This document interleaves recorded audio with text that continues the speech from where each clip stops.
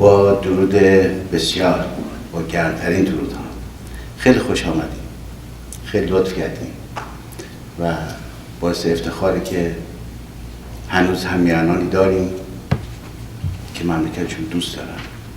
در این ساعت روز از نقاط مختلف شهر بعضی دوستان بهمن عزیز میدونن راهش خیلی دوره، علیرضا آقای اشتری از کلیلک آمدن، از قسمت‌های مختلف شهر. باعث افتخاره. متاسفانه ای کاش تعداد خیلی بیشتر از این بود، اما چه کنیم که در این شرایطی هستیم که بهتر از این نمیشه عمل کرد. سرود ملی ایران نواخته میشه، خواهش میکنم بیستیم، احترام میکنیم به سرود و بعد برنامه شروع میکنیم.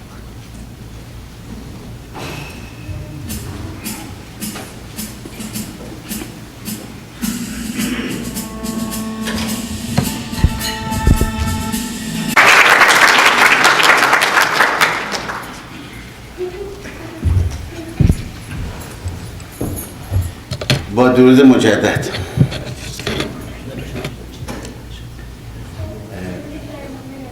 بیشتر شما نازنینانی که اینجا تشریف دارین با ایران پاد، سازمان سیاسی فرهنگی ایران پاد آشنا هستین.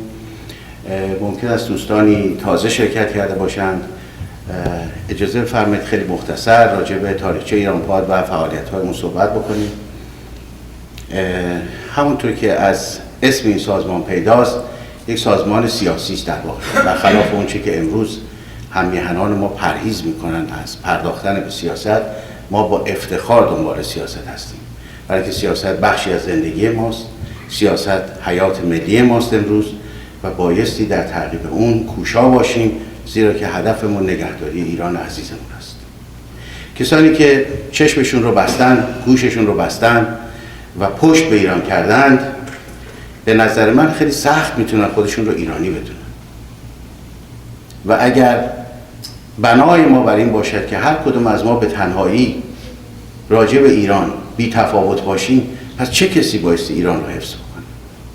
اگر ما مردم ایران حافظ ایران نباشیم، چه کسی بایستی ایران رو برای ما نگه داره؟ در این راستا دوستان بسیار نازنین من در ایران پاد، خانم آقایونی که افتخار میکنم در خدمتشون باشم و با اونها همکاری داشته باشم، در اینجا حضور دارم. اگر نگویم شبانه روز تلاش میکنیم، ولی نهایت تلاش خودمون رو به کار بردیم و میبریم و خواهیم برد تا با ارائه برنامه‌های این چنین بتوانیم خدمت ناچیزی رو به کشور عزیزمون ایران انجام بدیم. در چند هفته گذشته مسائلی در ایران و در جهان مطرح شد راجع به موقعیت حساس جزایر ایرانی در خلیج فارس، گپ سبزو و جزایر تنب کوچک و بزرگ، و مسائل پیش آمد که هم از نظر سیاسی هم از نظر استراتژیک برای کشور ما اهمیت حیاتی داره. یعنی اگر شاخاب فارس، خلیج فارس ما خدای نکرده نمی داشتیم، وضعیت کشور ما وضعیتی بود که امروز افغانستان باش مواجه است. بزرگترین مشکل کشور افغانستان نداشتن دسترسی به یک بندر آزاد است. بنابراین می‌بینیم که چقدر این آبراه، این شاخاب برای ما ارزش حیاتی داره و در واقع حیات ما ملت بستگی داره به برتری ما، توفق ما، سروری ما در خلیج فارس. و به طور تاریخی ما یک چنین سروری رو هزاران سال است که در منطقه داشتیم. روزگاری این شاخاب در میان ایران بوده است و دلیل این مدعا این است که امروز آنچه که از آثار باستانی در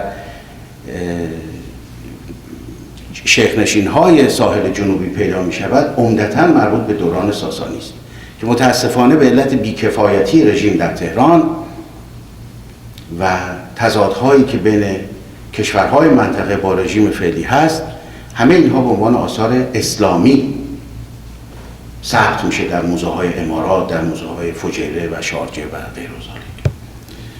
اینها مسائلی است که ما ایرانی‌ها بایستی بهش توجه داشته باشیم و چیزی که مورد نظر من هست این است که توجه عملی همیشه بهتر از این است که ما در تئوری راجع به مسئله صحبت بکنیم بدونی که واقف باشیم به مسئله یا عمل بکنیم.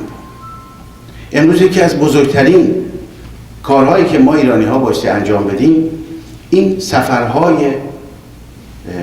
غیر لازم هست به سواحل جنوبی، به امارات و میلیون دلاری که ایرانی ها در سال در اونجا برای گردش و تفریح و خرید خرج میکنند. اگر واقعا اونها ادعای ارزی نسبت به جزایری که متعلق به ما هستند و مدارک مستند تاریخی وجود دارد که این مالکیت رو ثابت میکنه دارن، بنابراین ما هم بایستی در مقابل با اونها مقابله بکنیم. اگر رژیم نسبت به کشور ما، به سرزمین ما، به حدود ما، مرزهای ما بی تفاوت است، وظیفه هر یک از ما ایرانیان است که به عنوان یک سرباز میهن مرزها رو نگه داریم.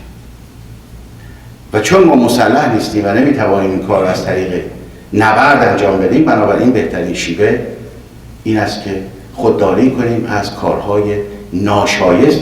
واقعا من کلمه ناشایست رو به کار میبرم، در حال حاضر انجام میدیم. بسیار انتقاد میکنیم از اون کشورها، اما در این حال خود ما یکی از بزرگترین عوامل کمک کننده به اونها هستیم به علیه خودمون. من از دوست بسیار نازنین و واقعا فرهیخته جناب ناخدا میمن استدعا کردم تشریف بیارم برای ما راجع به این مسائل و به خصوص مسئله بحرین که بسیاری از هممیهنان ما هنوز راجع به بحرین نمیدانند و بسیاری از اینها پادشاه فقید ایران رو متهم میکنن به اینکه بحرین رو از دست داده، در حالی که کسانی که تاریخ منطقه رو بخونن و با مسائل منطقه آشنا باشن میدانن که بحرین حتی قبل از بروز و ظهور دوران پهلوی از ایران جدا شده بود و فقط ما اسمی رو در کتاب‌های تاریخمون در مدارس از بحرین داشتیم، ولی بحرین عملاً و شما اگر تاریخ استقلال بحرین رو بخونید ببینید که رسما بحرین از کشور انگلستان مستقل شده، نه از ایران. بنابراین ما نبودیم که بحرین رو از دست دادیم. نسل‌های قبل از ما متاسفانه با قصور و با جهالت و ندانمکاری بحرین رو از دست داده بودن. و اگر قرار باشه امروز ما همون مسئله رو نسل ما تکرار بکنیم، چون ما یک ننگ در بهمن 57 باقی گذاشتیم از خودمون، اگر قرار باشه که این ننگ رو 2 مرتبه تکرار بکنیم و با از دست دادن این جزایر کاری بکنیم بدتر از اون چی که در گذشته کردیم، من فکر میکنم یک ننگ ابدی برای نسل ما در تاریخ ایران باقی خواهد.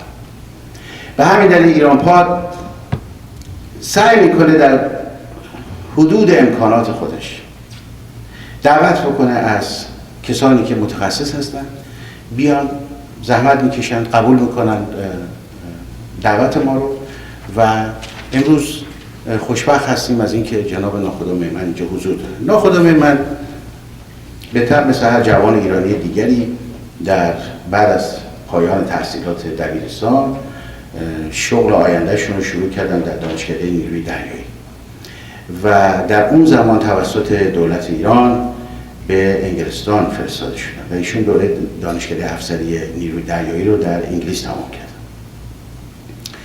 و بعد دوره‌های فرماندهی و ستاد رو در آمریکا گذروندن و بعد به درجات بالاتر رسیدن و قبل از سقوط 57 ایشان به عنوان فرمانده اسکادران زیردریایی‌های ایران، زیردریایی که دولت شاهنشاهی سفارش داده بودن و در نوع خود از نظر تکنیکیشون حتما شرح خواهند داد بی‌نظیر، ایشان فرمانده اسکادران اونها بودن، نه فرمانده یک نیرو، یک زیردریایی و 1000 نفر افسر و درجه دار زیر نظر ایشون در همین مملکت در آمریکا داشتن درس می‌خوندن که برگردن و نیروی دریایی رو برای ما درست بکنن، اینها توسعه بدن که حوزه اون نیروی دریایی در خلیج فارس نبود، در دریای عمان نبود، در اقیانوس هند بود و این سیادت و افتخار بود برای ما ایرانی ها. ولی ما ایرانی ها بی توجه از صدای BBC می گفتیم که شاه ژاندارم خلیج فارس است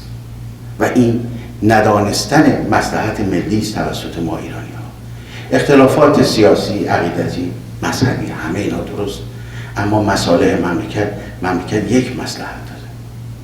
من دفعه پیشم عرض کردم این پرچمی که امروز اینجا با افتخار در کنار من هست، این پرچمی نیست که امروز دولت من داره استفاده میکنه و ما تنها مملکتی هستیم که در آن واحد 2 پرچم داریم.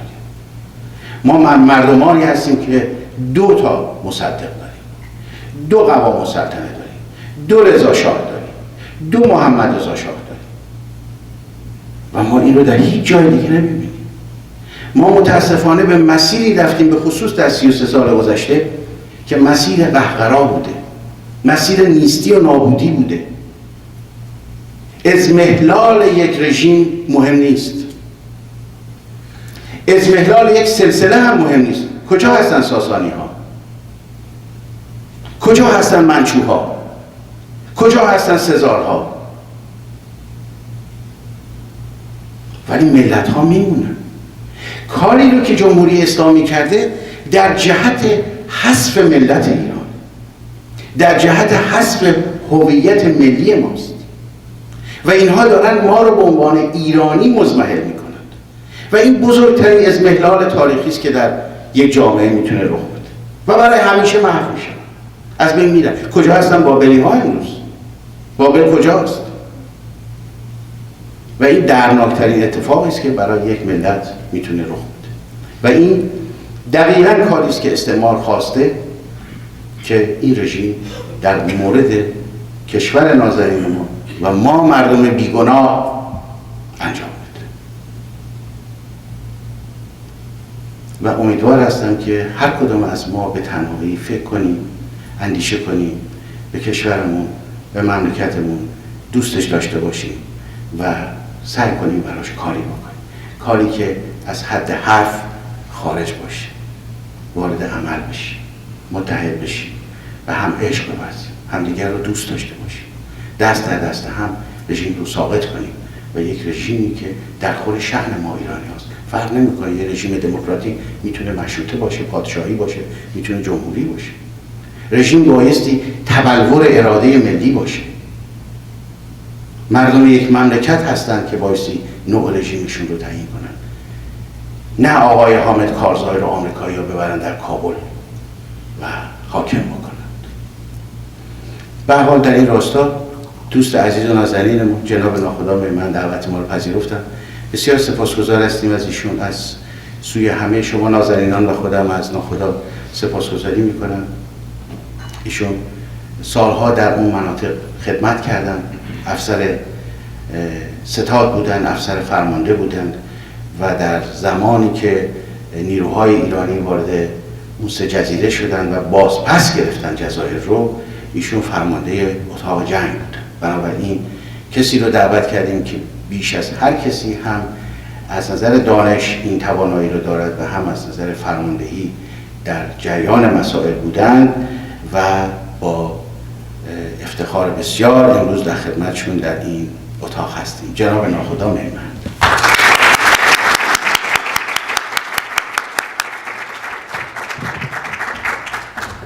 سپاس از شما. سپاسگزارم.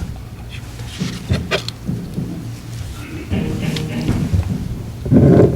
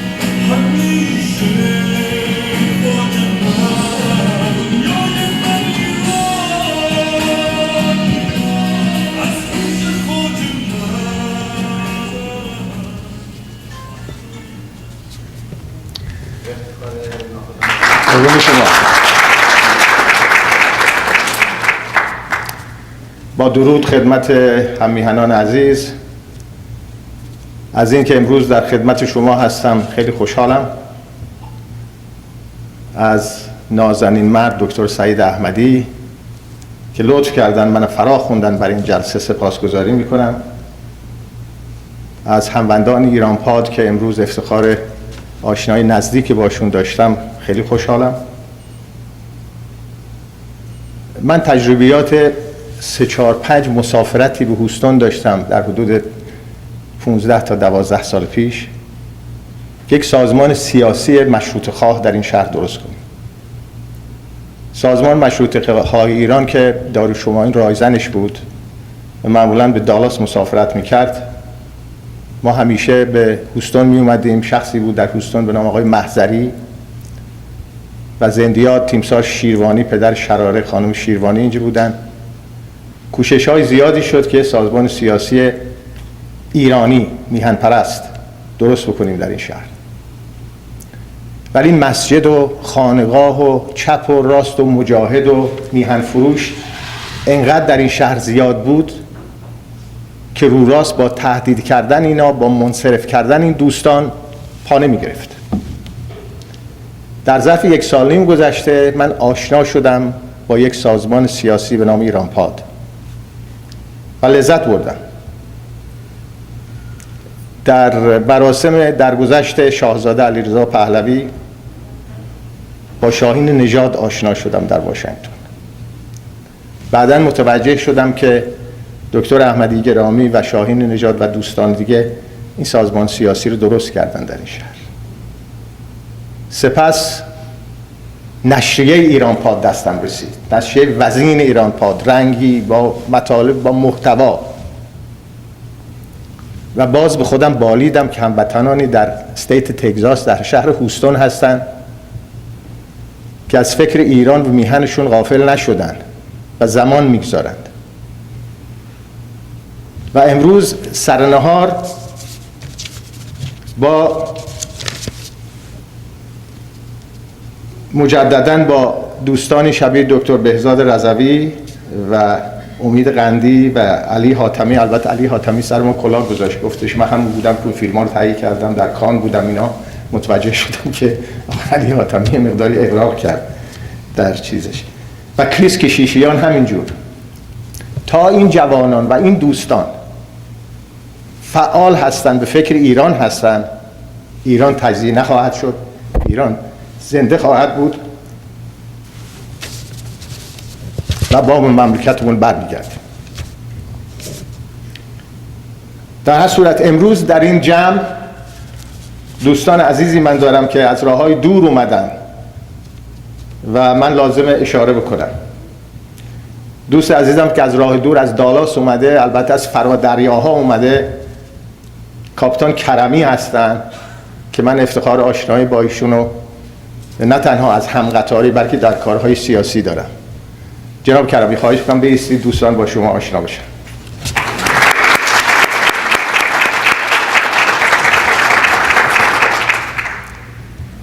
دوست عزیزم آقای کرمی در نیروی دریایی در قسمت پروازی فعالیت می‌کرده و اکنون یکی از خلبان‌های ماهر شرکت هواپیمایی‌های بزرگ شبیه لوفتانسا و سنگاپور ایرلند به صورت کاپیتان با جنب و جت پرواز می‌کنه. ولی بر فراز آسمان‌ها و دریاهای ایران و آزادی ایران فراموشش نشده و قسمت اصلی زندگیش مربوط به کار سیاسی و آزادی ایران. من خیلی خوشحالم که امروز آقای کرمی رو می‌بینم. همقطار عزیزی دارم به نام ناخدا فروتن که خاطرات زیبایی از دوران کوتاهی که در روی کشتی شاهرخ بود، آقای فروتن یا شهباز شاهرخ، برای اولین بار یک کشتی نیروی دریایی شاهنشاهی دولت روسی اجازه داد یک کشتی جنگی از از ولگا دون، رودخانه ولگا و دون حرکت کنه بیاد به بندر پهلوی.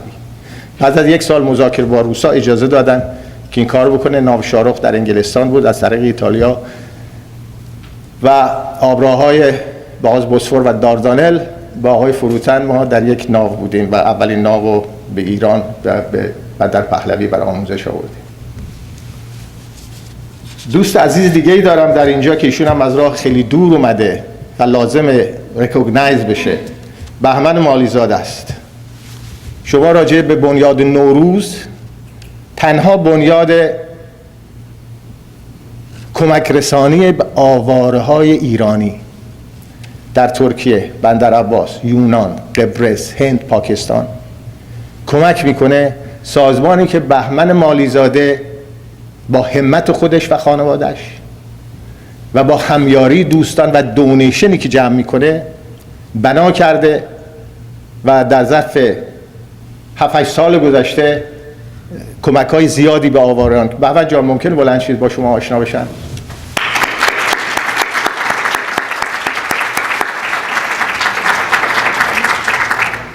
و ما فکر میکنم هر چی که در توان داریم اگه بتونیم به این سازمان کمک بکنیم که تکس ددکتیبل هست و بعد از جلسه اگر کسی سوال خاصی داره میتونه به آقای مالیزاده مراجعه کنه، خیلی بجاست و حیاتی هست. بنده میخواستم قبل از آغاز سخنم این اشاره بکنم که من کارشناس امور خلیج فارس نیستم.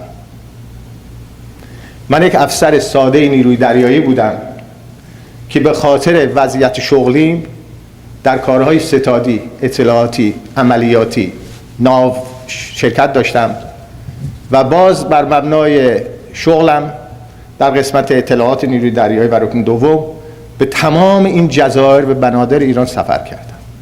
وجب خاکشو از نزدیک بوییدم و لمس کردم و حس کردم. بنابراین مطالبی که خدمت دوستان عرض می کنم یک مطالب کارشناسانه اونجوری نیست. بر مبنای تجربه، یک مقداری تحقیقات و یک مقداری حس ایرانیتی هستش که امروز تقدیمتون می کنم. و در این بررسی لازم هستش که به خلیج فارس اشاره بکنیم. خلیج همیشگی پارس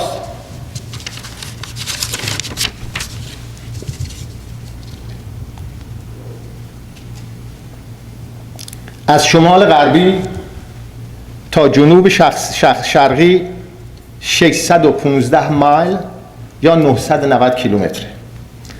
عرض خلیج فارس در قسمت پهن‌ترینش 210 مایل یا 338 کیلومتر و قسمت تنگترینش که همون تنگه هرمز میشه 35 مایل یا 56 کیلومتر. سطح کل این قسمت استراتژیکی دنیا 92500 مایل مربع یا 240,000 کیلومتر مربع.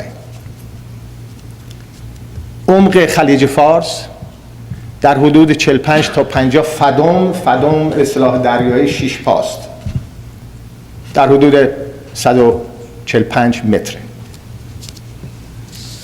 افزون بر صنایع شیلات، ماهیگیری و میگو، اصل اهمیت خلیج فارس صدور نفت، سکوهای نفتی، جزایر و بنادر و این آبراه دریایی تنگه هرمز هست که اگر اغراق نگوییم 40% نفت دنیا در سوپر تنگرهای بزرگ از این آبراه رد میشه. هر زمانی که هر کسی تهدید بکنه این تنگه هرمز در زندگی روزانه هر، نه ایرانی نه امریکایی، هر بشری در این کره زمین تاثیر داره. اگر احمدی نژاد دیوانه امروز تهدید بکنه که آبراه میبنده که نمیتونه ببنده و اگرم ببنده موقتی 24 ساعت خواهد بود، یک دفعه قیمت سوخت در دنیا میره بالا، در پمپ بنزینا اثر میذاره، در ترانسپورتیشن اثر میذاره، در مواد غذایی اثر میذاره، در مواد پوشاکی اثر. در هر صورت این آبراه اثرگذار روی زندگی اکثر ساکنین کره زمینه.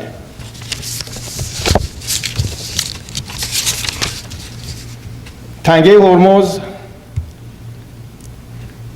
در حدود همون 50 فدم یا 100 خورده پا عمق داره کشتی‌های سوپر تانکر و ارکرافگرهای زیادی از این تنگه رد میشن.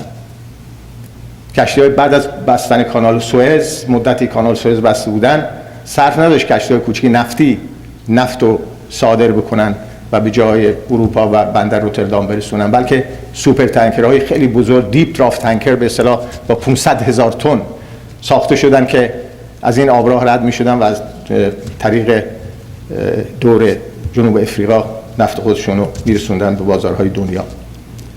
در صورت در حال حاضر این تنگه بسیار جنبه حیاتی و استراتژیکی داره، همونطور که عرض کردم، برای دنیا. سیاست‌های غلط، نابخردانه، احمقانه عوامل جمهوری اسلامی باعث شده که شیوخ عرب، آدم‌های بی ریشه و بی سابقه، پولشون رو به گوگل بدن، نام خلیج فارس رو یه چیز دیگه بنویسن، جزایر رو بخوان پس بگیرن و برای ایران مسئله درست کنن، فقط به خاطر سیاست نابخردانه جمهوری اسلامی و آرزوی دستیابیش به سلاح هسته‌ای که هر روز می‌بینیم که ما ایرانیان خارج نشین ناراحت هستیم که آیا بمب سر هم میهنانمون میریزه، آیا جنگ میشه، آیا اسرائیل حمله میکنه، آیا امریکا حمله میکنه. الان در حال حاضر که در خدمتتون صحبت میکنم 3 ناو ایرکرافت کریر امریکایی، 17 ناو اروپایی، 22 مین جمع‌کن دریایی و هلیکوپتری در بحرین و در اطراف خلیج فارس آماده هستند که در صورت هر اتفاقی فوری اگر که مینگذاری شد خلیج فارس پاک بکنن، اگر ایران تهدید کرد فوری مراکز حساس نظامیشو بزنن. این سرنوشت میهن ماست در حال حاضر. حالا در طول هزاران سال اگر بخوام بررسی کنیم که وقت اون کار نداریم، از زمان هخامنشیان و زمان ساسانیان و پس از آن بود که علاوه بر کشورهای خارجی که به خاطر منافعشون در خلیج فارس مثل هلندی ها، پرتغالی ها بودن، بلکه انگلستان هم به خاطر حفظ منافعش در هندوستان به خلیج فارس آمد. بودن هلندی ها و پرتغالی ها در خلیج فارس که شاه عباس شرشون کم کرد فقط به خاطر مسائل اقتصادی بود، ولی حضور انگلیس ها در خلیج فارس به خاطر مسائل اقتصادی، نظامی و سیاسی بود و اینها در زمان قاجار تونستن بندر بوشهر رو مرکز فرماندهی خودشون بکنن در خلیج فارس. در بحرین حضور خارجی اصلا نداشتن. کریم خان زند، آقا محمد خان قاجار با تمام سابقه جنگاوری و فتوحاتش بندر عباس و چند جزیره اطراف اون رو به سلطان نشین مسقط برای چندین سال برای $6,000 در ماه اجاره داد. بندر عباس با 3 جزیره رو سلطان نشین مسقط چون نزدیک بندر عباس بود برای ماهی 6,000 تومان به سلطان نشین مسقط اجاره داد.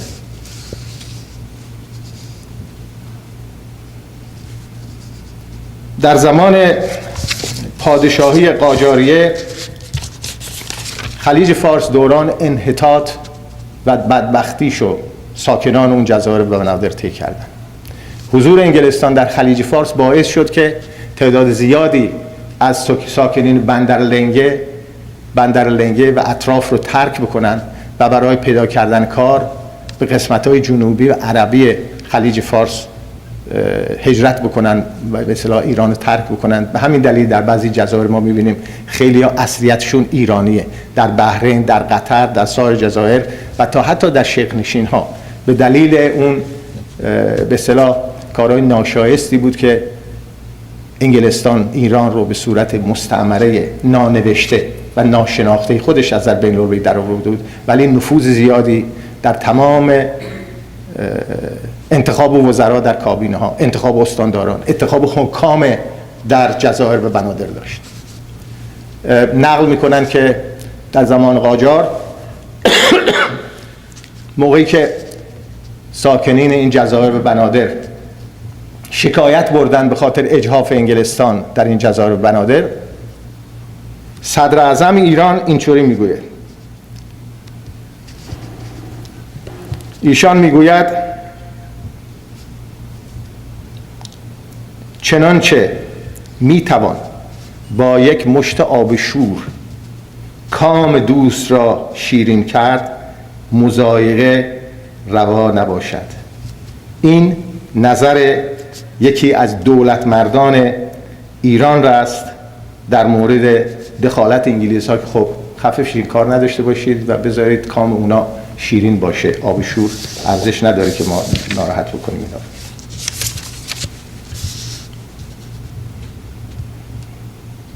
در اون زمان دولت وقت، دولت قاجاریه، 2 تا کشتی داشتن در خلیج فارس. یکیش کشتی پرسپولیس بود، یکی کشتی مظفری. کشتی پرسپولیس و مظفری به جای رسیدن به کار بنادر و جزایر و منافع ایران در خلیج فارس 2 تا مأموریت داشتن. یکی حجاج رو در موقع حج به مکه ببرن، یکی از مکه و از عربستان برای قبله عالم و پادشاه قاجار خرما بیارن. این 2 تا وظیفه رو این 2 تا کشتی مظفری و پرسپولیس به عهده داشتن، تا اینکه رادمردی بزرگ و ایران دوست به نام رضاشاه بزرگ در عرصه سیاست ایران ظاهر شد. رضاخان، نه رضاشاه. و با اراده آهنین این کشتی طوفان زده رو اراده کرد که به ساحل نجات برسونه و وضع رو در خلیج فارس در سر تا سر ایران عوض بکنه. و میدونیم که رضاشاه بزرگ با یه نقشه حساب شده، در حالی که انگلستان تهدید کرده بود عوامل بختیاری رو که جلوی راه رضاشاه سد بکنن، رضاشاه خوزستان دور زد، از طریق بوشهر و جاهای دیگه به خوزستان رفت. شیخ خزعل عامل انگلستان و عامل جدایی خطه زرخیز خوزستان رو به تهران فرستاد و آقای خزعل در تهران ماند و تا زمان فوتش در تهران بود و خوزستان آزاد شد و انگلستان ناکام بود. یکی از بزرگترین ناراحتی‌های انگلستان از رضاشاه یک کوتاه کردن دست شیخ خزعل از خوزستان و منافع انگلستان بود. حالا می رویم به چگونه شد این مسئله 3 جزیره، تنب و بزرگتنب و ابو موسی، چگونه به ثمر رسید. حالا قبل از اون که مراجعه بکنیم به جزایر، بد نیست که دوستان از نظر حافظه تاریخی این اسامی خاطرشون باشه. در خلیج فارس بیش از 24-25 تا جزیره است که بیشتر جزیره های مهم و صاحب نامش این جزیره هایی که میبینید: ابو موسی 25 اسکوئر کیلومتر، تنب بزرگ 10 اسکوئر کیلومتر و تنب کوچک 2 کیلومتر مربع، هندرابی 8 کیلومتر مربع. اون وقت بعدا نوشتن که این جزایر چی داره، یکی به آب شیرین داره، چه نوع ماهی داره و غیره و غیره. بعدا جزیره هنگامه که جزیره به نسبتا بزرگی 33 کیلومتر، هرمز 42 اسکوئر کیلومتر، جزیره خارک که به نظر من مهمترین جزیره ایرانه بعد از ابو موسی. پایانه های نفتی صدور نفت ایران از جزیره خارک. لوله های قطوری از مینلند ایران کشیده شده، از جزیره خارگو میگذره. هم قطاران نیروی دریایی، من غواصان نیروی دریایی، تمام این لوله های زیر آب رو جوشکاری کردن و این لوله ها به جزیره خارک رسیده و پایانه نفتی و بسیار صدور نفت ایران از طریق جزیره خارک انجام میشه. بعداً جزیره کیشه و جزیره لاوانه و جزیره قشمه و جزیره سری و یک جزیره بود به نام جزیره فارسی که اون هم مثل این که اینجا از قلم افتاده. این جزایر ایرانی هستن که هر کدومشون دارای خصوصیات خاصی هستن که بنده چون وقت زمان کمه از اون خصوصیات میگذرم. فقط اشاره میکنم که برای خریدن و داشتن یا ناو هواپیمابر در وسط دریا که تمام امکانات پروازی، موشکی، خدمه داشته باشه، خب احتیاج میلیون ها دلار یا پوند مخارج ماهیانه و هفتگی است و هر کدوم از این جزایر مخصوصا جزیره ابو موسی میتونه رول یه ناو هواپیمابر رو بر ما بازی کنه.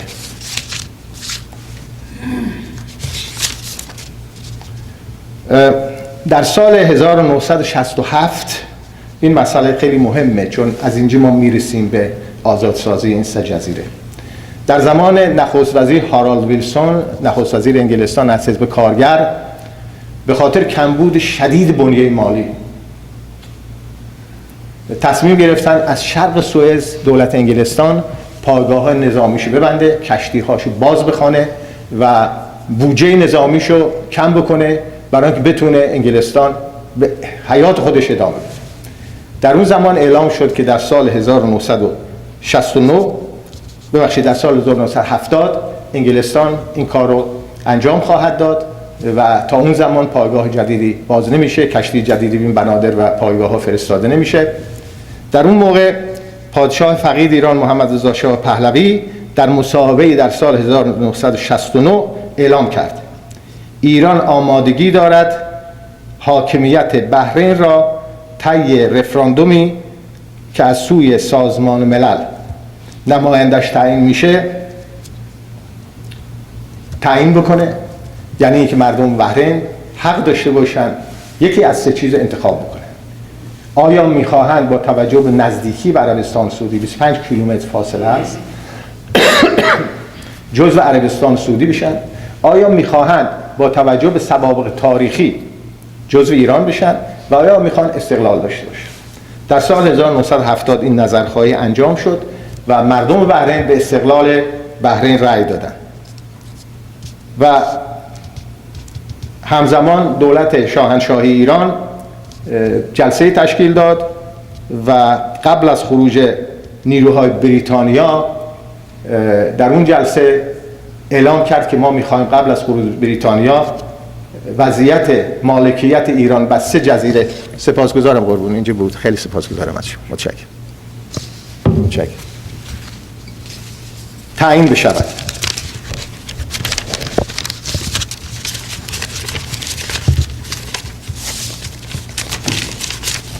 ببخشید. و یادم میاد به خاطر کمبود بودجه انگلستان در اون موقع فرمانده فرسیلورد انگلستان استعفا داد برای اینکه 2 تا ناو هواپیمابر تحت ساختمان بود و به خاطر ملغا کردن ساختمان 2 تا ناو هواپیمابر فرمانده نیروی در انگلستان استعفا داد برای اینکه عقیده داشت که امپراتوری انگلستان باید صیانت خودش بر دریاها با داشتن این ناوهای هواپیمابر حفظ بکنه، ولی انگلستان قدرت مالی و قدرت به اصطلاح اداره این پایگاه ها و این کشتی ها رو نداشت، بنابراین مجبور شدن که از اونجا بیان بیرون. حالا پس از 68 سال اشغال جزایر سگانه تنب و بزرگ و تنب و کوچک انگلستان اون جزایر رو با یک به اصطلاح letter of understanding قرار شد که ترک بکنه و در ساعت و روزی که قرار بود ترک بکنه ایران در ساعت 6:45 بامداد روز 9 آذر ماه 1350 برابر با 31 نوامبر 1971 نیروی دریای شاهنشاه ایران در جزایر تنب و بزرگ، تنب و کوچک و ابو موسی پیاده شدند. فرماندهی نیروی دریایی اون زمان رو تیمسار دریا سالار اون روز که بعداً دریاباد شد به عهده داشت. فرمانده ناوگان اون زمان رو تیمسار دریادار عطایی به عهده داشت. فرمانده عملیات اون زمان رو تیمسار دریادار اون موقع که بعداً فرمانده نیروی دریایی شد تیمسار کمال حبیب الهی به عهده دار شد. ناوهای شرکت کننده، من از تاریخی خدمتتون عرض می‌کنم با این ناوها آشنا بشید، با این نام‌ها. ناوهای شرکت کننده ناوشکن شاهنشاهی آرتمیس، ناو نقدی، ناو بایندور، 2 ورکرافت و سپس یه هلیکوپتر بینا ملحق شد. انگلستان قبلا نقشه و ساختمان و تشکیلات داده بود، منتها با یه مقداری جاهای خالی.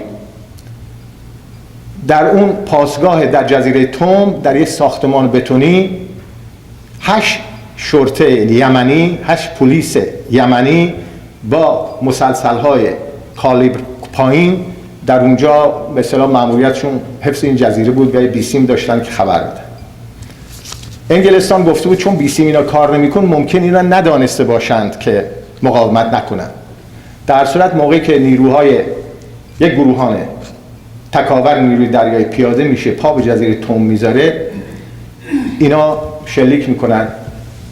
ناوسروان رضا سوزنچی، مهناوی کم حبیب الله کهریزی و ناوی وظیفه آیت الله خانی در دم کشته میشه. به مجرد این اتفاق میفته ناخدا بالاگهر شفیق با بودن ناخدا فرید خزعل نوه شیخ خزعله که رضا شاه بزرگ پدر بزرگ ناخدا شفیق ایشون رو دستش کوتاه کرد، دست بسته فرستاده ایران و در ایران مرد. حالا ناخدا خزعل که افسر بسیار خوبی بود از نیروی دریایی و غواص بود و پادشاه فقید به اسم فرید خزعل میشناختن. هر وقت در مراسمی بود احوال فرید میپرسیدن چون خاطره پدر بزرگ شد. حالا ناخدا فرید خزعل در هلیکوپتری هستش که با بالاگهر شفیق در جزیره توم پیاده میشه و شلیک میکنن با مسلسلایی که بودن، اون گروه شرطه اونجا رو خفه میکنن و 1 نفر از اونها کشته میشه و 7 نفر به اسارت گرفته میشن که بعداً به شیخ رسولخیمه تحویل میشه. در این روز در همون زمان تیمسار رسایی از روی ناو آرتمیس میرود به جزیره ابو موسی. قبلا با ترتیباتی که پیش بینی شد داده شده بود، شیخ رسولخیمه میاد از تیمسار رسایی استقبال میکنه و در اونجا گویا یک قرآن رد و بدل میشه. اون موقع مد بود دیگه، به قرآن قسم میخورن، قرآن رد و بدل میکنن غیر و غیره.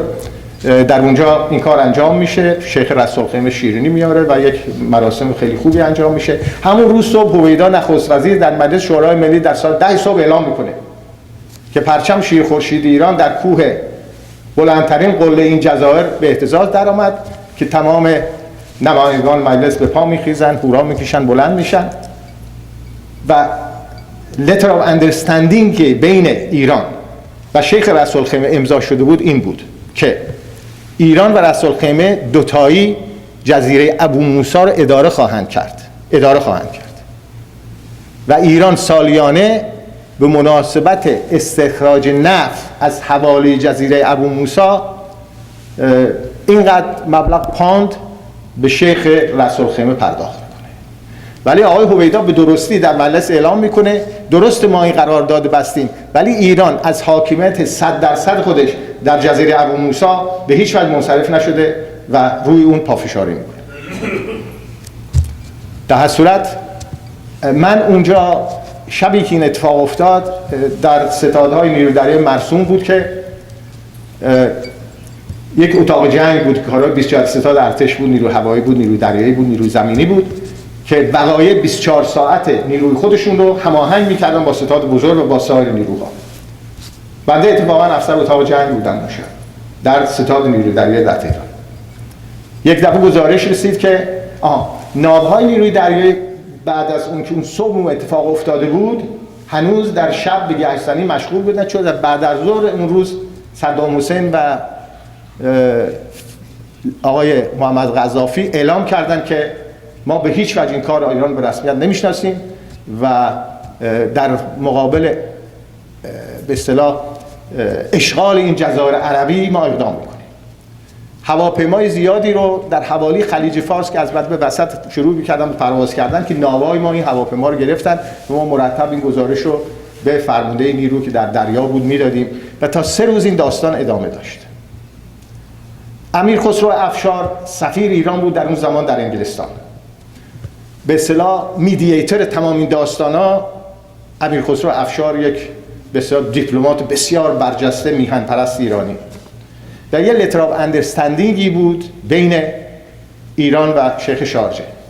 شیخ شارجه و هیچ کشور عربی صداش در نمیاد جز این 2 کشور، یکی عراق بود یکی لیبی.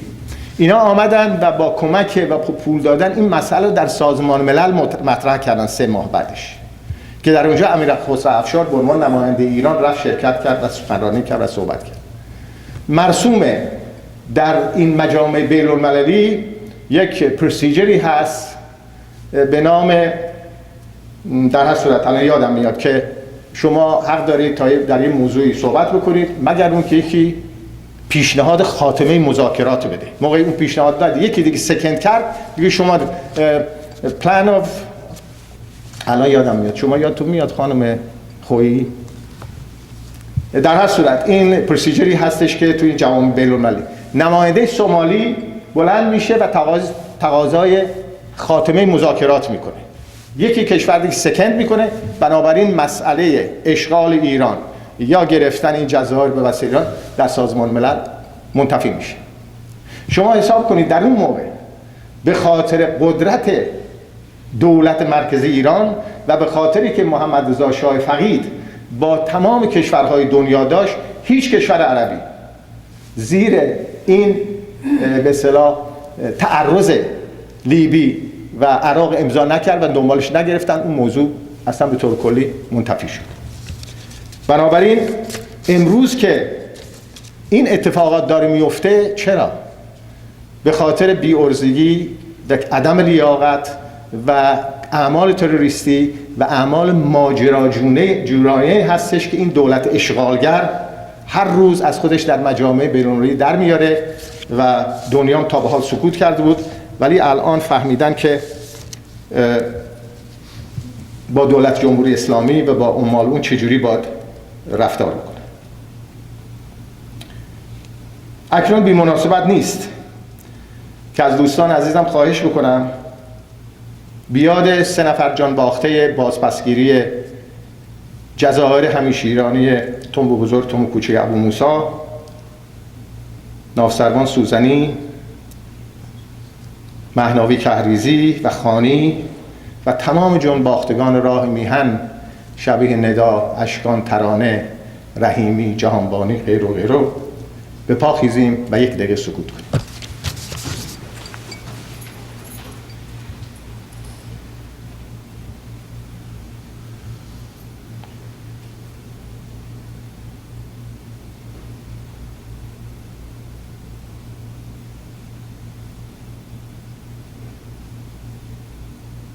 سپاسگزارم.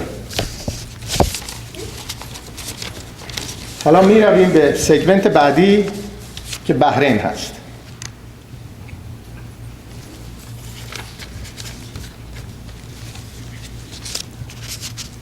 البته چند دقیقه قبل از شروع این جلسه سرکار خانم ما برازنده یک یادداشت چندین صفحه‌ای به من دادن که قسمت خیلی کوچیکی از بررسی‌های ایشون بود در مورد بحرین که سابقه بسیار گذشته تاریخی و جالبی داره، ولی چون وقت ما کمه من بسنده میکنم با این مطالبی که خودم سعی کردم تهیه بکنم. دوستان، این مسئله بحرین این روزها سوژه بر اشخاصی شده که با دروغ دهل و میخواهند زیر پوشش مسائل سیاسی و ایدئولوژیکی خود هر روز این مسئله بحرین وارونه جلوه بدن و عوام فریبی کنن. چند روز پیش در مجلس، در روز 3 هفته پیش در مجلس شورای اسلامی شیخکی سخنرانی بسیار طولانی و قرایی در مورد بحرین کرد و با کلمات بسیار توهین‌آمیز محمد رضا شاه رو یک جنایتکار نامید که بحرین رو از دست داده و بحرین رو بخشیده. صاحب تلویزیونی در لس آنجلس با توجه به اینکه کتاب‌های پادشاهان پهلوی رو میفروشه، سکه‌های طلا، نقره، غیر و غیره از فرتور پادشاهان پهلوی درست میکنه و میفروشه. ضمن اینکه این کتاب‌ها رو میفروشم جمهوری خواهم، اون مسئله نیست، جمهوری خواهی هیچ گناهی نیست، ولی میگوید من مسئله بحرین رو راجع به محمد رضا شاه فراموش نمی‌کنم.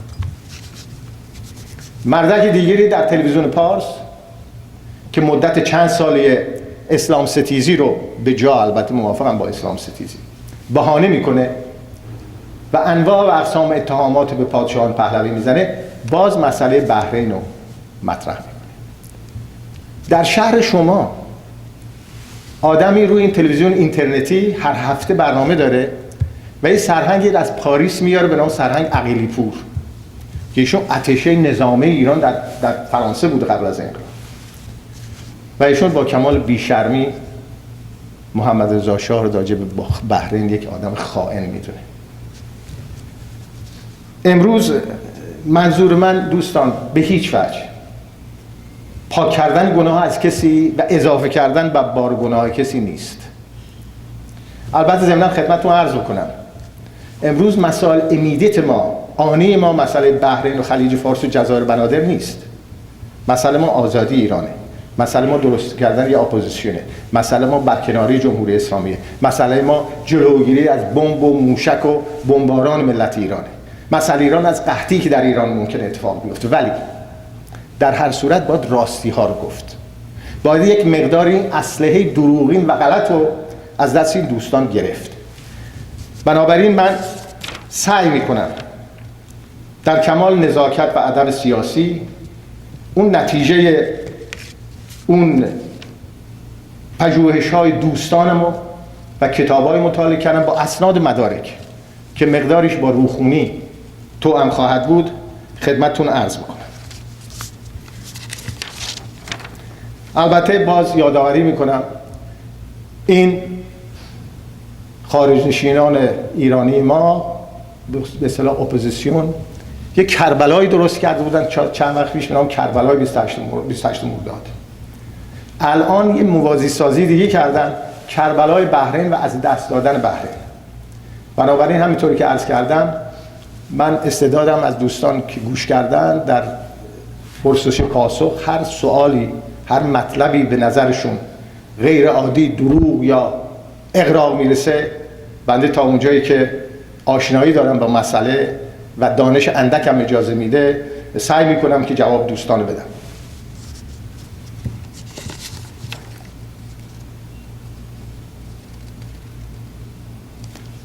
این عرایضی که امروز میکنم خدمتتون، در زمان نوجوانی ما در انگلستان یه دوستی داشتیم به نام پیروز مجتهدزاده. بهترین پژوهش ها راجع به خلیج فارس، راجع به پیشینه خلیج فارس پیروز مجتهدزاده کرده، مخصوصا راجع به بحرین مقالات زیادی نوشته و گنجینه از اطلاعات و سوابق تاریخی و ایشون الان در جمهوری اسلامی زندگی میکنه و من ترجیح میدادم ایشون در اروپا بود، دسترسی بهش بیشتر بود، ولی حالا در جمهوری اسلامی زندگی مسئله نیست. با تمام این اطلاعات و آگاهی ها برای سرچای کرده اگر در خدمت جمهوری اسلامی قرار بده برای دفاع از منافع ایران ما مسئله نداریم. دوست دیگه به نام مهدی شمشیری پژوهش‌هایی کرده راجع به بحرین و آشنای دیگری به نام دکتر مصطفی الموتی یک بررسی‌هایی کرده. دوست دیگری از دالاس به نام دکتر منصور کشفی که تخصص نفت داره از نظر نفتی روی بحرین مطالعه کرد و کتاب نوشته. و این مطالبی که خدمتتون عرض میکنم مطالبی هستش که با سند و مدرکه و از روی هیچ حقد و بغض و کینه توزی به عرضتون نمیرسه. البته ضمناً شگفت زده خواهید شد. در وسط عرایضم خودتون متوجه میشید که پایه و اساس از دست دادن بحرین رو کی گذاشت و چگونه در حقیقت این اتفاق افتاد. حالا برای اینکه با خود بحرین یه مقدار آشنا بشیم، مجموع جزایر بحرین یه جزیره نیست، 36 جزیره است که 4 تا از این جزایر مهمتر از همه است و این 4 جزایر به وسیله پل‌های خیلی بزرگ به همدیگه متصل شدن. مجموع جزایر بحرین در جنوب غربی خلیج فارس قرار داره. اگر اون نقشه خلیج فارس رو نشون بدید برگردیم به بحرین. بحرین بالای قطر یه جزیره کوچیکی هست که می‌بینید بحرین. حالا بریم روی بحرین لطفاً. در 15 مایلی عربستان سعودی و 25 کیلومتری خاک عربستان سعودی قرار گرفته و 175 مایل یا 290 کیلومتر، این خاطرتون باشه، 25 کیلومتر با خاک عربستان سعودی فاصله داره، 290 کیلومتر با ایران. طول این مجموع جزایر 34 میل یا 55 کیلومتره. عرض تقریبا 11 تا 18 کیلومتر و مساحت بحرین 274 میل مربع و یا 728 کیلومتر مربع، یعنی یک چیزی 4 برابر شهر واشنگتن دی سی. این 4 جزایر مهم بحرین. جمعیت بحرین با آخرین سرشماری‌های 2010 1,214,705 نفره که اینو توجه داشته باشید که از این تعداد 63% بحرینی، 19% هندی و پاکستانی، 10% عرب سعودی و 8% ایرانی است. 8% ایرانی است. زبان رسمی بحرین عربی، زبان‌های دیگر انگلیسی، فارسی و اردو. 2/3 جمعیت بحرین شیعه هستند. البته حکام بحرین سنی هستند و از خاندان آل خلیفه که این جزیره و این خاندان در سال 2002 به صورت رسمی به عنوان سلطان نشین بحرین به اصطلاح در جوامع بین‌المللی مطرح شدن. راجع به سلطان نشین میخواستم یه اشاره بکنم. دوستان، من طرفدار مشروطه پادشاهی سلطنت طلب نیستم. این چماق سلطنت و سلطه رو دوستان ما بر سر ما میکوبن. ایران هیچ وقت سلطان نداشته. ایران در حدود 2000 خورده سال پادشاه داشته. سلطان نشینی های ما عربستان سعودی هستند، مسقط و این جزیرک ها و این شیخک ها هستند. بنابراین تکه میکنم و باز یادآوری میکنم با کمال جسارت، خودتون هیچ وقت سلطنت طلب ندونید. فکر میکنم که اکثر دوستانی که اینجا نشستن و بود شاید سلطنت طلب نباشه ولی طرفدار مشروطه پادشاهی پارلمانی هستن. بنابراین هر کی بهتون گفت شما سلطنت طلبا و خواستن این انگ به ما بزنن، باید بگید نه، سلطنت از سلطنی ها هیچ وقت در سرزمین اون سلطان نداشتیم. در اصل ببخشید این اشاره رو خدمتتون کردم. در اصل تاریخ بحرین رو همینطوری که دوستان بررسی کردن از هزاران سال پیش میشه آغاز کرد، ولی ما باید یه جایی شروع بکنیم که بحث امروزمون بخوره. و بحث امروز ما مربوط به بحرین در حدود 200 سال پیش که این حکام بحرین رو در اختیار خودشون گرفتن. برای اینکه بهتر به مسئله بحرین برسیم، من مجبورم یک مقداری روخونی بکنم. یک دایره المعارفی در ایران چاپ میشه که تا جلد 16 چاپ شده و به حرف ت رسیده. در جلد 11 رویه 410 میگوید شیخ محمد بن خلیفه در سال من عیناً میخونم که کوت میکنم که دقیقاً درست باشه. در سال 1258 قمری برابر با 1842 میلادی بیاری برادرش علی ابن خلیفه بر مخالفین داخلی غلبه کرد.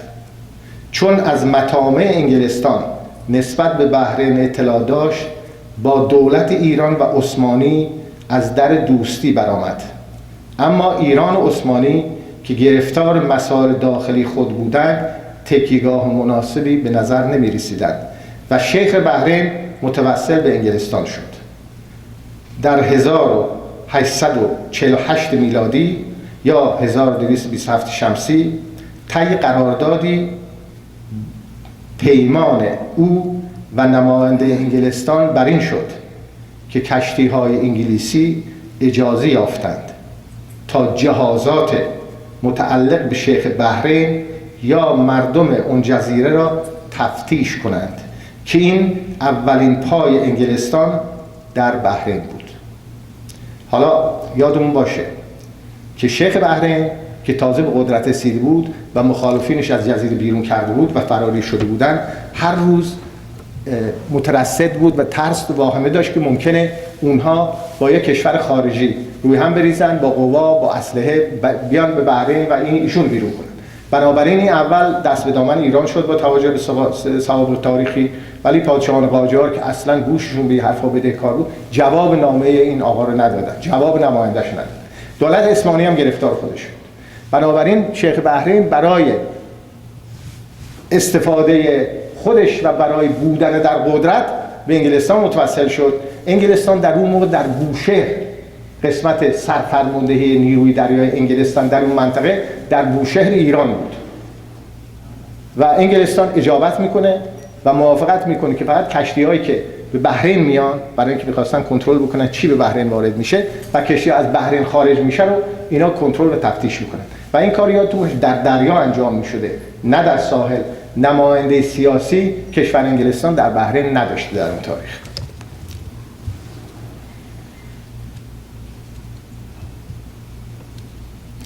یعنی این موافقتنامه انگلستان 170 سال پیش اولین پیدا شدن جای پای انگلستان در بحرین.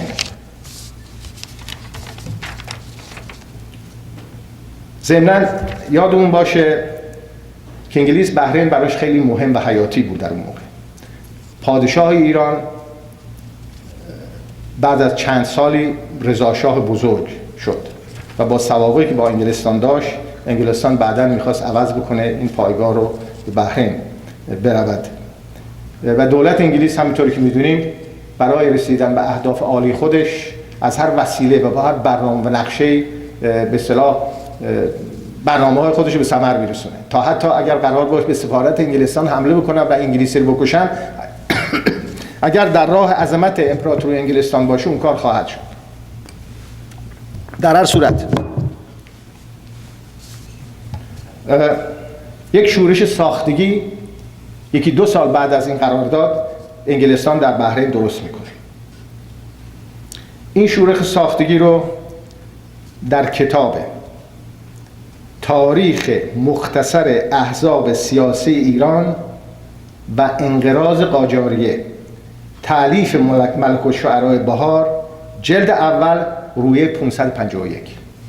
دوستان آگاهی دارند که ملک الشعراء بهار ارادتی به رضا شاه بزرگ نه تنها نداشت، بلکه با مسائلی هم سرکار داشت که اشعاری که میگفت و اقداماتی میکرد. ولی ملک الشعراء بهار در رویه 551 در مورد بحرین اینجوری می نویسد: کوت: روز 23 رمضان 1341 قمری برابر با 20 اردیبهشت ماه 1302. لطفاً به این 1302 دوستان توجه کنند. تقریباً در ساعت 9 صبح هنگام خرید و فروش یک قاب ساعت بغلی بین یک عرب نجدی وهابی و یک نفر ایرانی نزاع در میگیرد که منتهی می شود به یک زدخورد شدید. هنوز از روی اون میخونم. ایرانیان بیخیال به گمان این که این ملک الشعراء بهار می‌نویسه، ایرانیان بیخیال به گمان این که قضیه تمام شده است غفلت میکنند، ولی اعراب نجدی به شرارت ذاتی و یا با اشاره اجانب انگلستان مسلح شده غفلتاً به ایرانیان حمله میکنند. ایرانیان چون اسلحه نداشتند فقط با چوب به دفاع میپردازند و 1.5 ساعت جنگ طول میکشد و عده‌ای از ایرانیان در حدود 2 نفر مقتول و عده‌ای در حدود 37 نفر مجروح و 5 نفر مفقود شدند. از اعراب نجدی کسی تلف نشده مگر 1 نفر که اون هم به واسطه تیر خود آنها هلاکت گردیده است. پس از 1.5 ساعت جنگ ایرانیان ناچار می شوند به خانه های خود رفته پناهنده و مخفی گردند. حکومت محلی هم قادر به جلوگیری نمی شود و قریب 25 روز ایرانیان دکاکین و حجرات خود را بسته و خانه نشین می شوند و دچار تهدید و خطر بودند. انکوت. ضمناً اشاره می کنم که روز 20 اوت روز 15 خرداد 25 روز که به اصطلاح اضافه بکنیم میشه روز 15 ماه بعد. باز ادامه میدم تا اینکه مجددا اعراب وهابی به اعراب شیعه دوباره، چون به نتیجه نمیرسه این شورش بلوا، حمله میکنن که این بار 8 نفر ایرانی مقتول، 2 زن ایرانی مقتوله و 2 نفر زن دیگر جریحه دار میشن.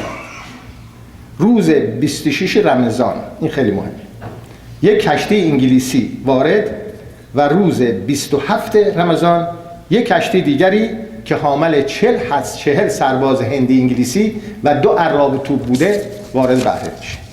یعنی این اولین باریه که پای نیروی نظامی انگلستان در بحرین باز میشه. حالا این رو تعقیب میکنیم.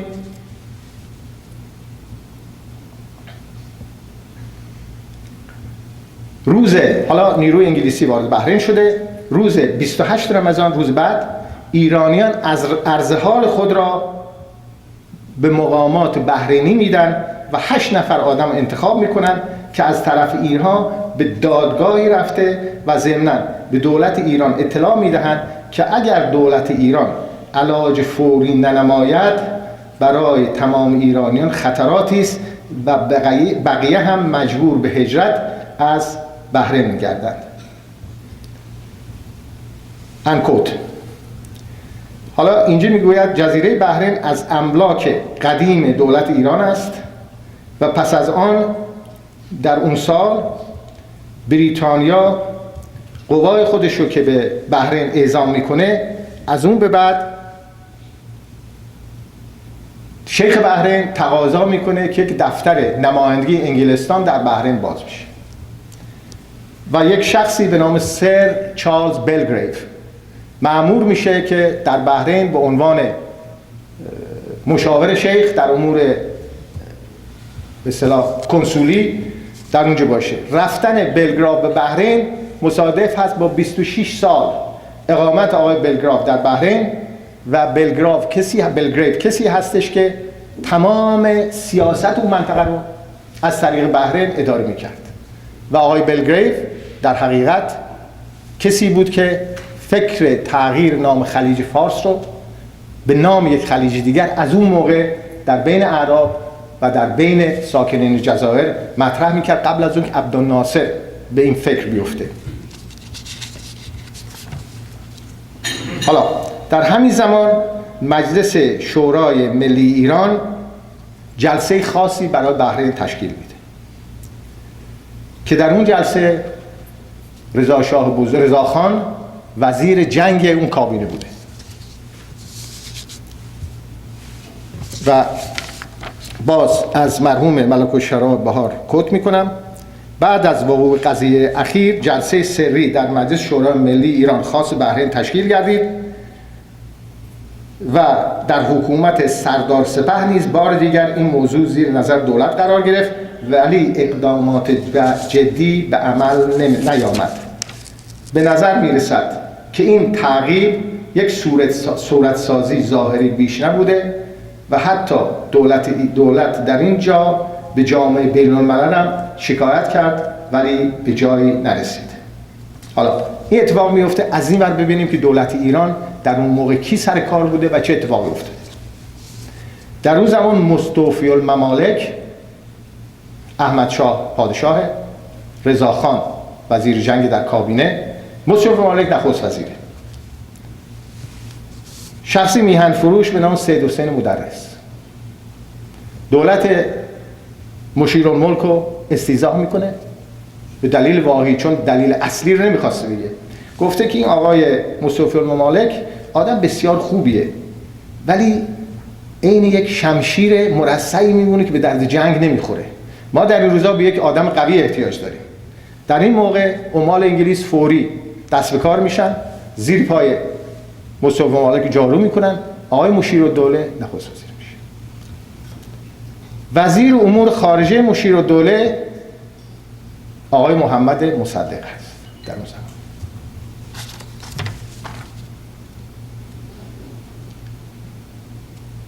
البته مشیرالدوله همون شخصی است که از انگلستان خواستار، دولت مشیرالدوله شخصی است که از انگلستان خواستار دخالت نیروی دریایی انگلستان میشه در بحرین برای خوابوندن قائله بحرین. سند بعد که تایید میکنه، اینو من یک جانبه نمیخوام قضاوت بکنید شما، سند بعد کتابی هست به نام ایران در عصر پهلوی که به قلم دکتر مصطفی الموتی بعد از انقلاب نوشته شده، جلد 7 رویه 152 تایید میکنه گفتار بهار. در رویه 152 مربوط به وقایع بحرین آقای الموتی اینجوری می‌نویسد: کوت: در همان زمان است، یعنی 1302، که روانشاد محمد تقی بهار ملک الشعرا در یادبودهای خود می‌نویسد در دولت مشیرالدوله مصدق السلطنه وزیر خارجه بود.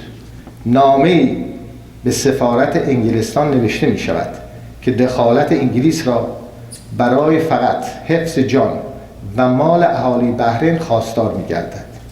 این سند برای مداخله بریتانیا، این بهار می نویسد، این سند برای مداخله بریتانیا کافی شمرده شد، زیرا آنجا را تحت نظر گرفت و یک کشتی وارد بحرین کرد که قبلا گفتیم 40 سرباز هندی و 2 عرابه توپ از اونجا پیاده شد و از اون به بعد دیگر نفوذ دولت ایران در بحرین از بین رفت و تحت نظر انگلستان قرار گرفت. باز ادامه میده: مجلس سری تشکیل شد و به همین بعد و اقدام دولت شدیداً اعتراض شد.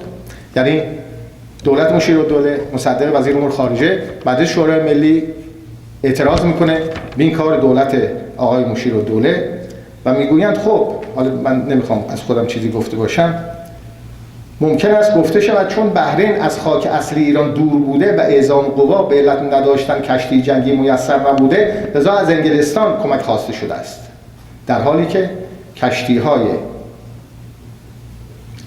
جنگی ایرانی به نام پرسپولیس که قبلا بهش اشاره شد، مظفری، در زمان محمد مظفرالدین شاه خریدارش بود که در شهریور 20 توسط انگلیس‌ها غرق شد، در خدمت دولت ایران بود. به علاوه اگر از این کشتی‌ها نمی‌شد استفاده کرد، به علاوه کشتی‌های تجارتی می‌توانستند 2 اراده توپ و 4 نفر سرباز ایرانی را وارد بحرین کنند.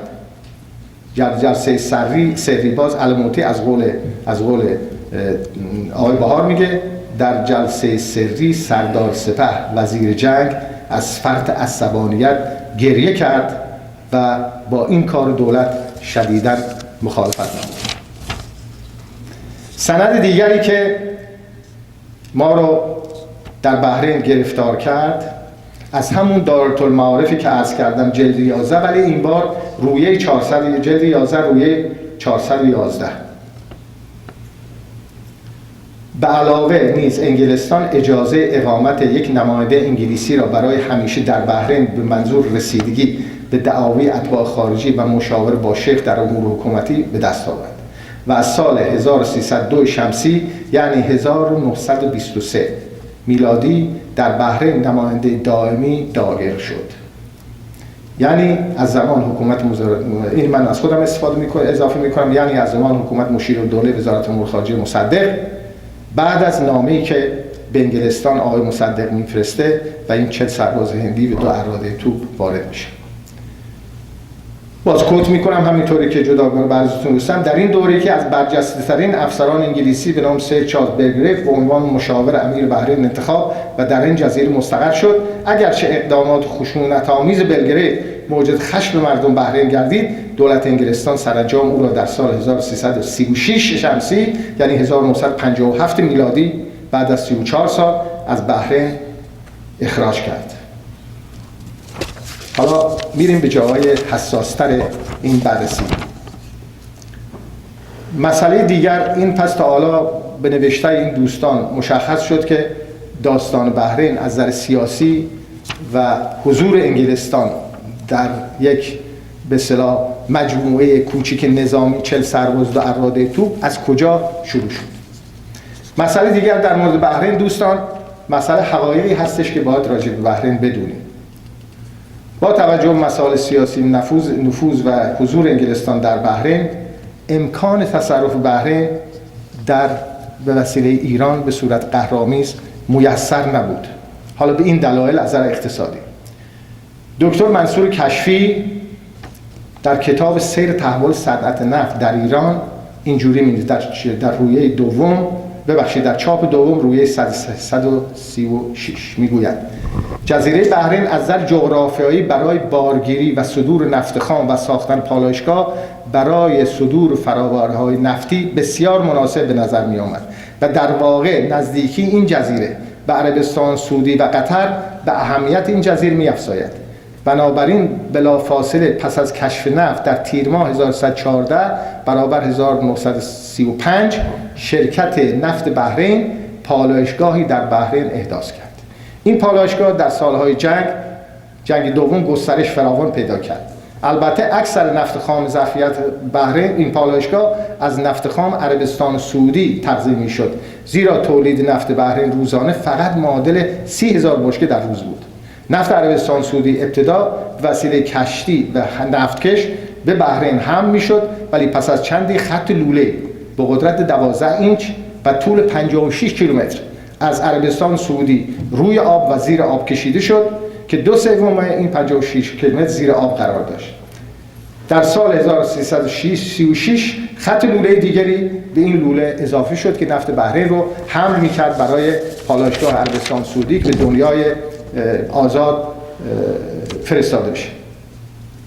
در سالهای پیش از آقای کشفی میگه در سالهای پیش از ملی شدن نفت حدود 85% از خوراک پالایشگاه بحرین از نفت عربستان سعودی تغذیه میشد. این ظرفیت در سال 1330 یعنی 1951 میلادی به 155,000 بشکه در روز بالغ شد. به طور کلی شرکت نفت بحرین در خاورمیانه اولین شرکتی بود که 100%، این خیلی مهمه، 100% متعلق به شرکت‌های نفتی تگزاس و استاندارد اویل امریکا بود.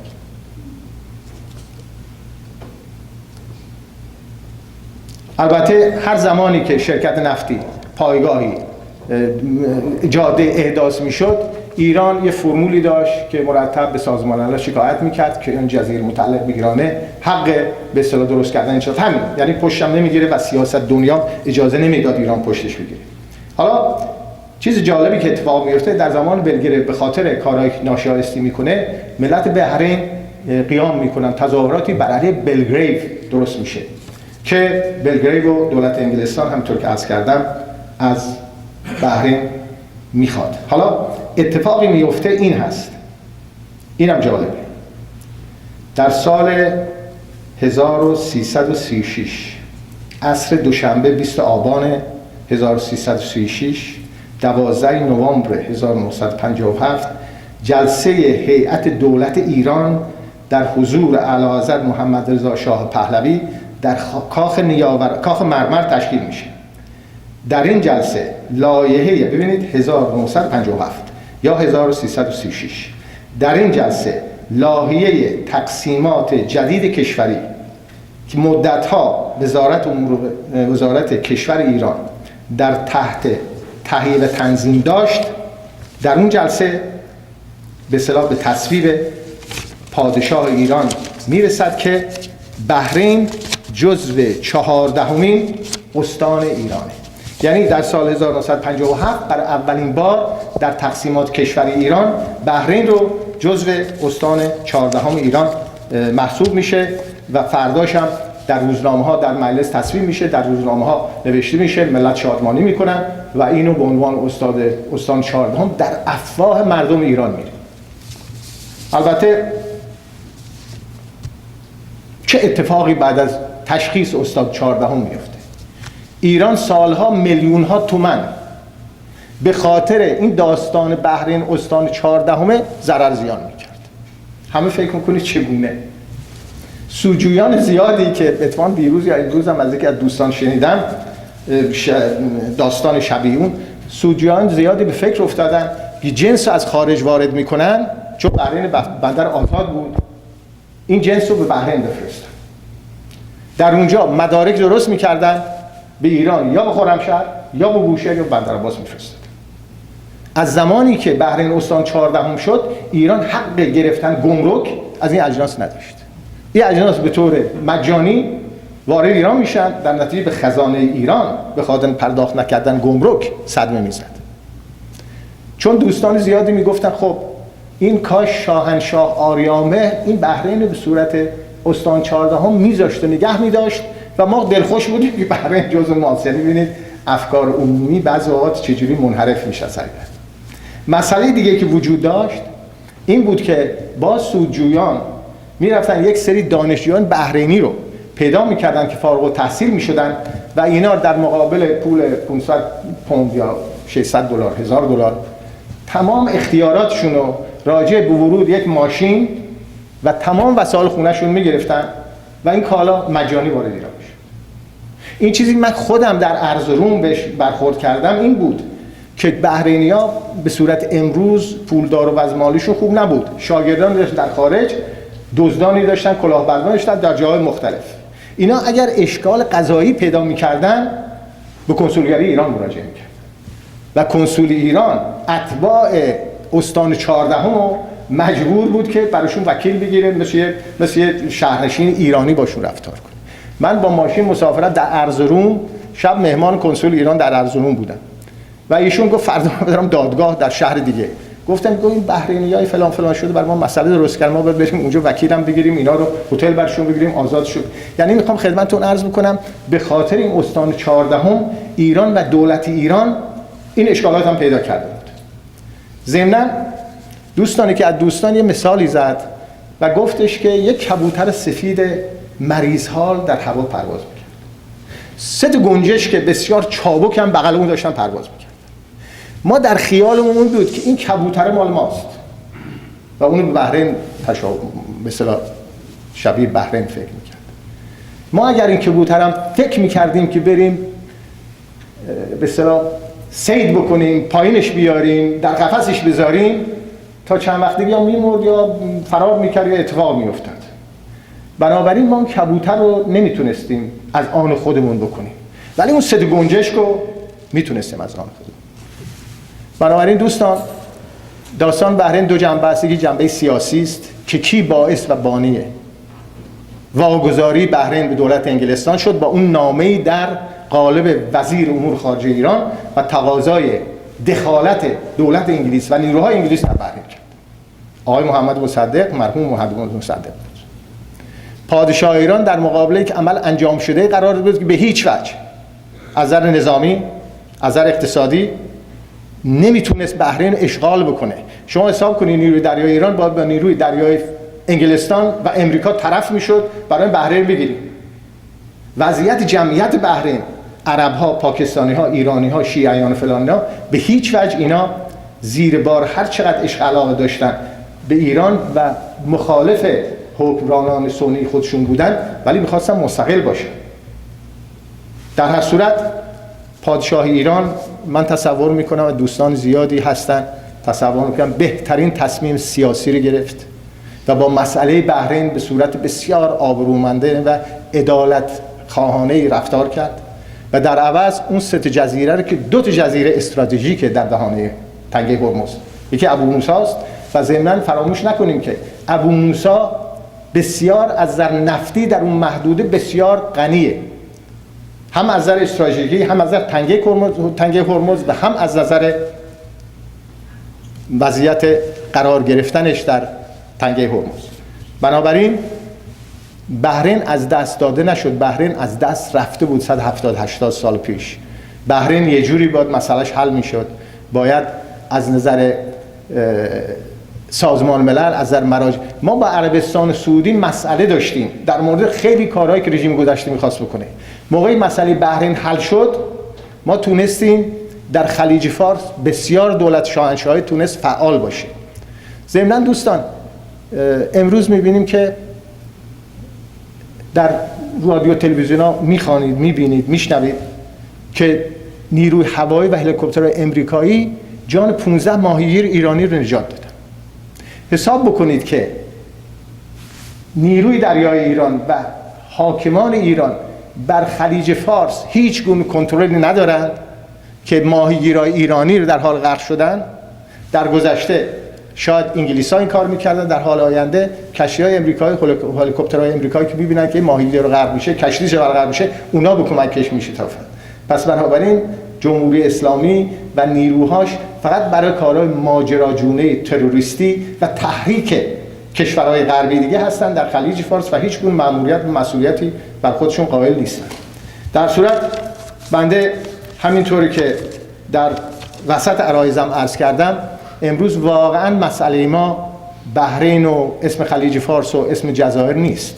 تا زمانی که این جمهوری ننگ و خون و جنایت بر جمهوری اسلامی مستولی است، این رژیم اشغالگر در جمهوری اسلامی هست، ما با این مسائل روبرو هستیم که هر آن همینطوری که عرض کردم به تجزیه ایران، به از بین رفتن یک پارچگی ایران، به جنگ خانگی و به استقلال و تمامیت ارضی ایران در خطر تموم میشه هیچ نتیجه. پس باید مساعی ما هممون دنبال این باشه که این رژیم رو جایگزین کنیم، این رژیم برداریم، این رژیم از بین ببریم تا سرحد امکان در یک گروه‌ها و مجموعه‌های اینجوری دور هم جمع بشیم. البته تو این گروه‌ها و تو این نشست‌ها همه ما ممکنه اهل عمل و اهل اقدام نباشیم، ولی میتونیم کمک بکنیم، میتونیم با وجود خودمون کمک مالی بکنیم، کمک جانی بکنیم، در تظاهرات شرکت بکنیم. مثلا فرض میکنید امروز سر نهار ما با دوستانی وارد صحبت‌های بیشتر عملیاتی و چیز دیگه شدیم که خب تو این نشست‌ها که هستش ما همدیگر پیدا میکنیم، به وجود همدیگه پی میبریم. در هر صورت من تصور میکنم که این سازمان ایران پاد که اکثر شما بهش تعلق دارین باید تقویتش کنیم، باید در جلسه‌های شرکت بکنیم. اگر امکان مالی داریم در اختیارشون بذاریم. مثلا فرض کنید بر آگاهی شما میگم در نیمه سپتامبر احمدی نژاد اون دلقه که نماینده مردم ایران میاد مجدداً به سازمان ملل از اون مزخرفات و خزعبلات خودش دوباره بگه و بنابراین هر سال میهن دوستان ایرانیان در نیویورک جمع میشن که اعتراض بکنن. این هم شاید به آزادی مستقیم ایران ارتباط نداشته باشه، ولی یک مقداری ممکنه جراید بین‌المللی تحت تاثیر قرار بده. ما میدونیم مجاهدین خلق با خرج پولایی که صدام حسین بوده، قاچاق بوده، هر چی که هست که خودشون بهتر میدونن، من جا نداره اینجا صحبتی بکنم در این باره، اینها آدم میخرن، آدم اجاره میکنن، از دانشجوها اون نزدیک رو میارن، پول بهشون میدن، هتل میگیرن که فقط بگن این تعداد مجاهدین خلق اینا هستن، این آدما هستن. ولی به فلسفه مجاهدین خلق برین، یکی از کالت‌های بسیار غیر مسئول، غیر ایرانی هستن که هم ضرر مارکس و کمونیست دارن، هم اسلامی هستن. آقای مسعود رجوی که معلوم نیست در کجاست، کجا پنهان شده و یه چیزی هست در اردن هست غیره و غیره، ایشون جزو زیارتنامه‌های سر قبر این تازی‌های در مدینه و در عراق و اونجا هست. ایشون میخواد لیدر آینده ایران بشه، فرموده قول و قوا بشه و خانم مریم رجوی هم که از الان تکلیفشون روشن و رئیس جمهور اون مملکت هستن. بنابراین این بالانس قوا که در صحنه بین‌المللی هست و یه چیزای مطرح میشه، میبینیم که نمایندگان حزب دموکرات، حزب جمهوری‌خواه با گرفتن $25,000 میرن برای آقایون سخنرانی میکنن. اونا امکان مالی دارن، فعال هستن، برین واش میکنن این آدم‌ها رو، گمراه میکنن، ولی منظور فعال شدن البته کارشون به جایی نمیرسه. اینا آدمایی هستن که بر علیه سربازان ایرانی جنگیدن، خون سربازان ایرانی رو با صدام حسین ریختن، اینا کارشون به جایی نمیرسه. ولی باید هوشیار باشیم، باید بیدار باشیم، باید آگاه باشیم. ایران ما در خطره، یک پارچگی ایران در خطره. در اصل باید کاری بکنیم. هر کدوم ما یک وظیفه‌ای داریم و من فکر میکنم در این جمع‌های اینجور شما با بحث‌های داخلی خودتون، با مشورت، با پیدا کردن یک راه صحیح مبارزه میتونید به نتیجه برسید. شهر دالاس میتونه کار بکنه، آستین میتونه، کالیفرنیا، ببخشید واشنگتن، تا ما دستامون به دست هم ندیم و به قول یک دوستان امروز میگفت به درستی هم تا یه آلترناتیو قابل مطرح در جامعه بین‌المللی پیدا نشه که ملت رو مجاهدین خلق تنها نخوان سرمایه گذاری کنن، ما میهنمون در خطره. در صورت به امید روزهای بهتر و به امید سرنگونی جمهوری اسلامی و به امید برگشت دموکراسی و آزادی به ایران، سپاسگزارم از اینکه گوش کردید. در خدمتتون هستم اگر سوال و جوابی داشته باشید. با که سپاس.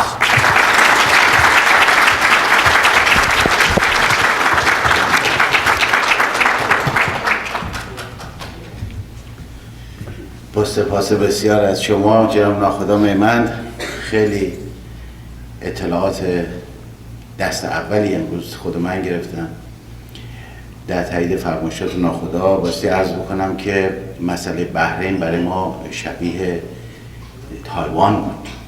شما ببینید دولت چین، کشور چین سالهاست داره ادعای مالکیت بر روی تایوان رو میکنه، در حالی که تایوان در همون حال در سراسر دنیا سفارتخونه داره، کنسولگری داره، دفاتر بازرگانی داره، پرچم داره، ارتش خودش رو داره، سرود داره و به عنوان کشور مستقل شناخته میشه، در حالی که چین یک چنین ادعایی رو نسبت به اون قسمت از دنیا داره.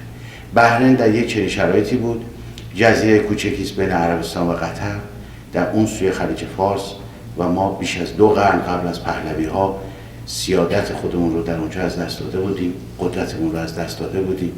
پادشاهان باید بگویم نالایق و بیفکر ما و صدر اعظم‌های ناشایست ما مرغوب سیاست‌های استعماری انگلیس بودن و این جزیره رو ما عملاً از دست داده بودیم، اگرچه که اسمش برای ما بود. ولی در مقابل طبق قراردادی که با انگلیس‌ها بسته شد ما توانستیم 3 جزیره دیگر رو باز پس بگیریم، چون اونها رو هم از دست داده بودیم. ولی این بار عملاً اونها رو گرفتیم و امروز ادعای ارضی امارات به طور حتم و یقین قابل قبول نیست، از نظر حقوقی در مجامع بین‌المللی پذیرفته نخواهد شد مگر اینکه به خاطر موقعیت متزلزل رژیم در ایران و بی‌توجهی ما مردم نسبت به سرزمینمون اینها موفق بشن. ولی تا روزی که حتی یک ایرانی زنده هست من معتقد هستم که این جزایر به ما تعلق خواهد داشت و ما همواره سرور و آقای خلیج فارس خواهیم.